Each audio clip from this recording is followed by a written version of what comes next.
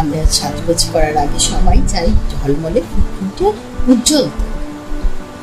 এই ঝলমলে উজ্জ্বল ত্বক পেতে আমাদের সুষম খাদ্য বা খাদ্যাভ্যাসের পাশাপাশি কিছু নিয়মকানুন মেনে চলতে হবে। সেই নিয়মকানুনগুলো খুবই সামান্য ছোট ঘরোয়া টোটকা দিয়েও আমরা করতে পারি এই আমাদের ত্বকের যত্ন। যেমন আমরা শশার রস করে একটা পাত্রে রাখলাম 2 টেবিল চামচ, তার সাথে 2 টেবিল চামচ টক দই আর 1 টেবিল চামচ মধু।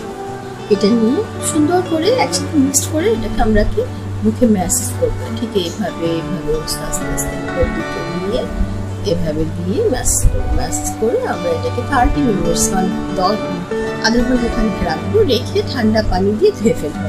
ধুয়ে ফেললে ঝটপট ইনস্ট্যান্ট ত্বকটা অনেক ফর্সা এবং সুন্দর লাগবে। তারপরে আমরা আমাদের যে রেগুলার সাজগোজ সেটা করে ফেলবো, দেখবো অনেক ফুটফুটে সুন্দর এবং ফর্সা লাগছে।